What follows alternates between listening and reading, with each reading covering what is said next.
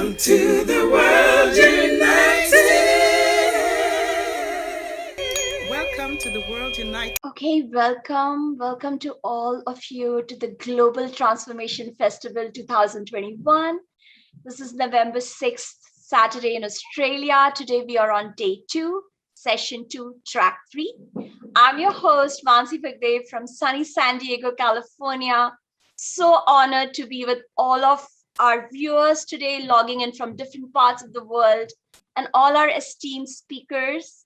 And today we're going to interact on the topic business and optimal performance.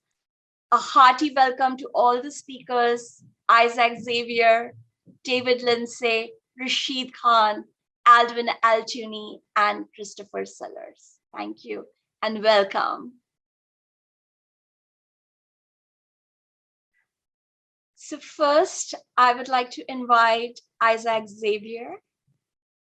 Isaac Xavier is a mind-body specialist, and he's going to talk about your best life and body hacks that will change your life and those around you for the better permanently. Have fun.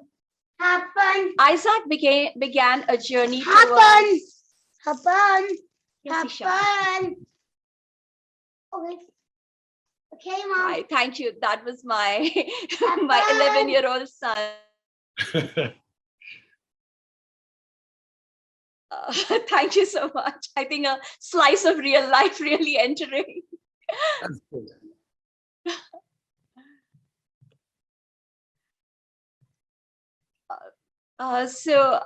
Coming back to the bio of Isaac Xavier, Isaac began a journey towards health and well-being, physically, emotionally, and spiritually as a 10-year-old after a near-fatal 10-meter cliff fall.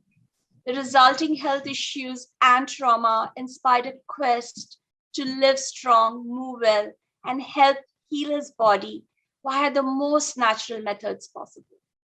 This took him on a path less trodden, seeking wisdom, knowledge, and methods for healing of his inner world that could transfer to his outer world. He has a natural empathy for people who feel broken physically and emotionally. He teaches the mindful movement to help connect clients' inner worlds to their physical bodies, a strong body built upon a foundation of self-care. So welcome, Isaac. Thanks, Mansi. Okay, so what I'm going to take everyone through today is just the basics of what's called kinesthetic tradition.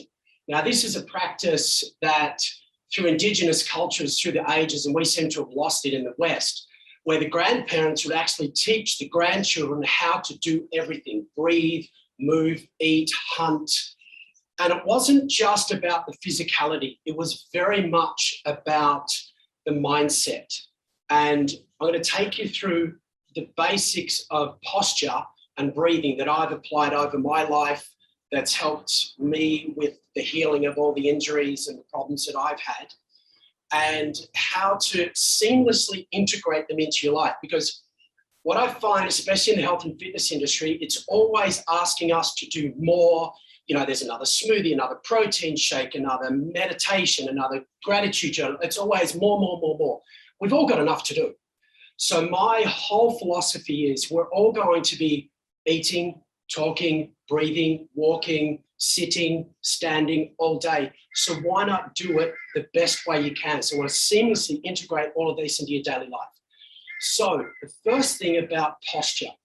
Now, I can't emphasize how like incredibly transformational having the right posture is. And it's not just about standing up straight, but it's embodying in this kinesthetic tradition of having a sense of presence and groundedness and stance, where it's all centered around having a very proud chest. Now, this is not negative ego. This is about having a sense of presence, and you respect yourself, you respect someone else's presence as well, and we all get on that way. Now, what I've found over the last couple of years especially, there's been an absolute epidemic neck, shoulder problems, lower back, and it's transferred into the hips and the knees. And this is because people are being pulled into this forward head posture.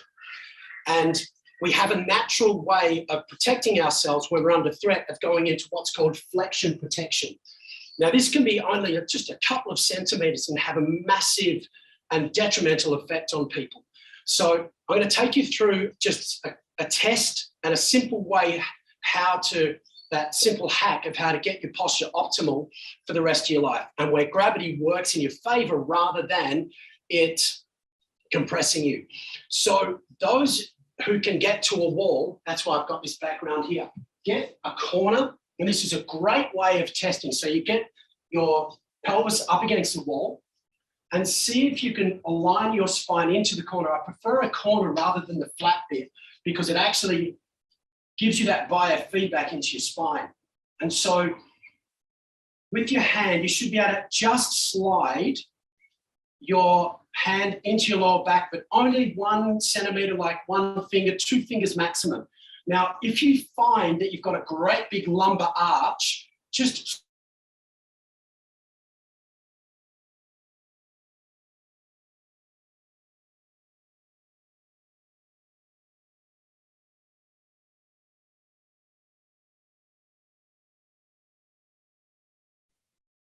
Is this only me, or is Isaac frozen for us?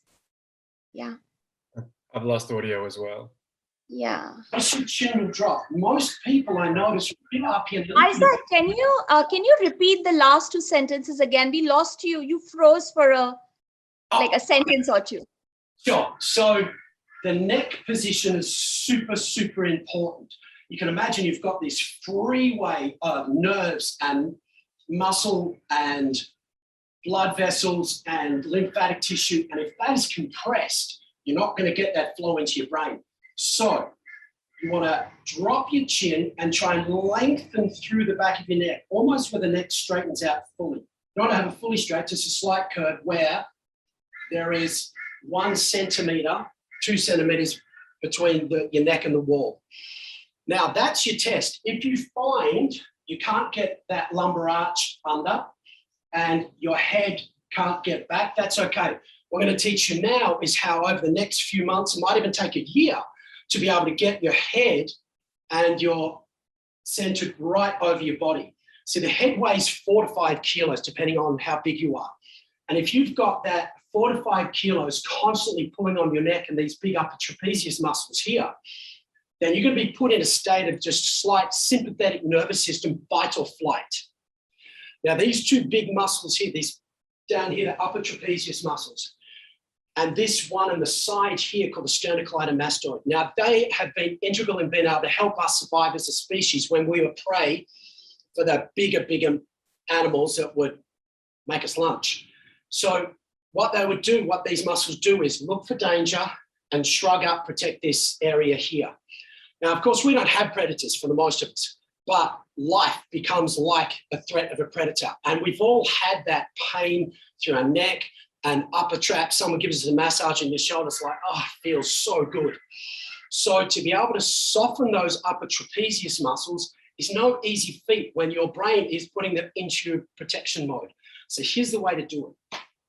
So to establish gravity as your friend, I'd like you to stand really tall. I'm going to, from the side on so you can see. Now put your weight 70% in your heels, where you almost feel like you're going to fall backwards, where you've only got 30% of your weight in the balls of your feet. And gently glide back. Now feel that upper trapezius muscle. See if it softens. As you go forward, it'll maybe come on. So come back here and then lift your sternum, this proud chest. Now this you can do seated, standing, and especially walking. At first, with a lot of my clients, they feel like they're walking like this because your brain is so used to being flexed. So as much as you can to lift your sternum and have the weight back in your heels. So that's the posture side of things. Now, it seems pretty simple, but it's so powerful. You can even do a simple test yourself. If you hunch over, look down and breathe shallow, do that for a minute, and then stand tall, breathe deeply, and look up. You know that it's no mistake that we say things are looking up or I'm feeling down. So has a massive effect on your brain. And I'm studying neuroscience at the moment, and the actual effect on posture, on your brain function is massive. Now, breathing. So once you've established that posture, at first you're going to feel quite exaggerated, quite vulnerable, and quite open. So if that feels too vulnerable and too open, just take it back a notch until you feel comfortable. Otherwise, you go back into that flexion protection, especially out in crowds when a lot of us aren't used to that. I moved to Queensland. It's much freer here, but people in Melbourne and around the world, much harder. Breathing.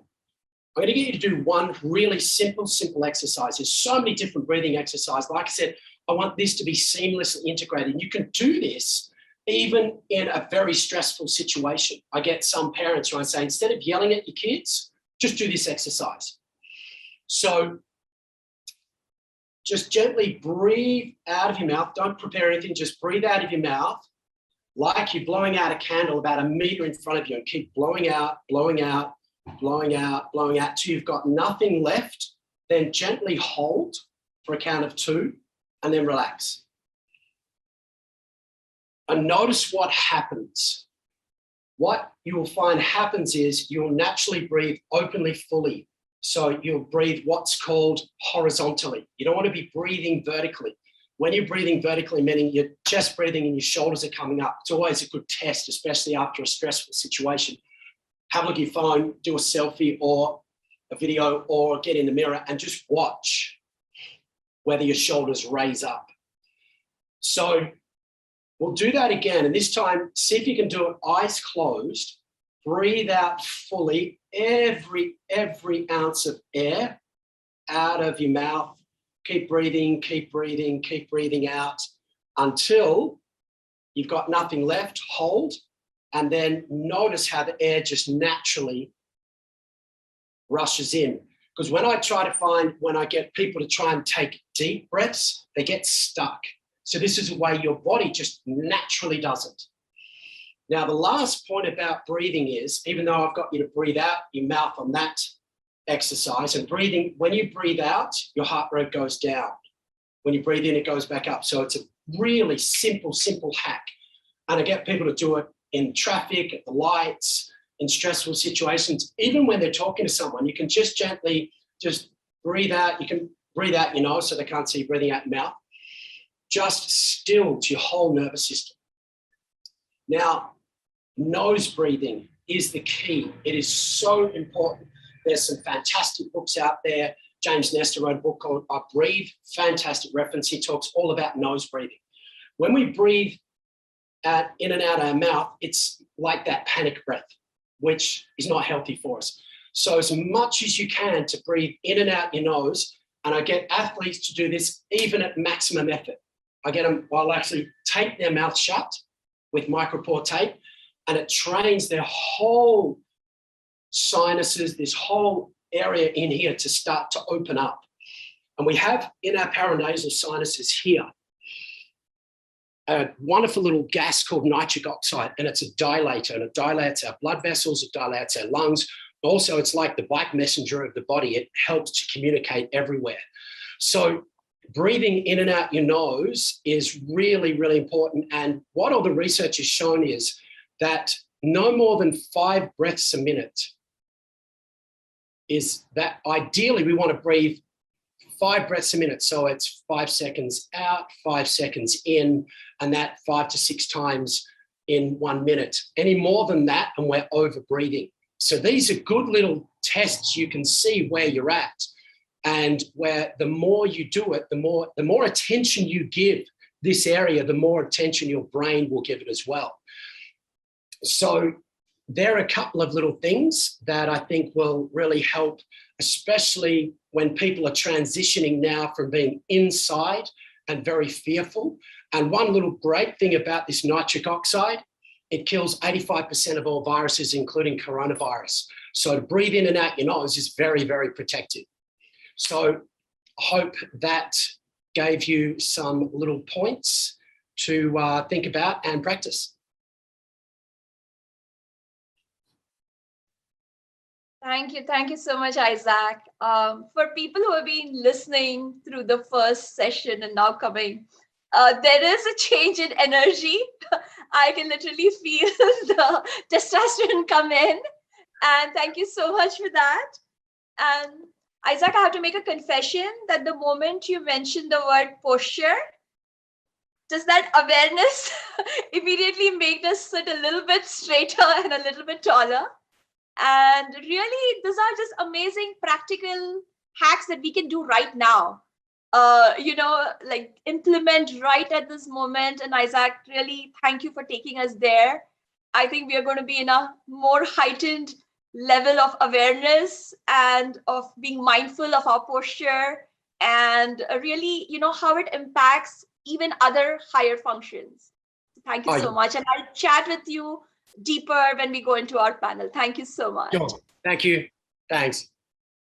So Isaac, on behalf of Dr. Yugandhar and Grandma Parisha, I wanted to present you with the certificate of speaker from the World United to Isaac Xavier for being an esteemed speaker in the Global Transformation Festival 2021 Australia.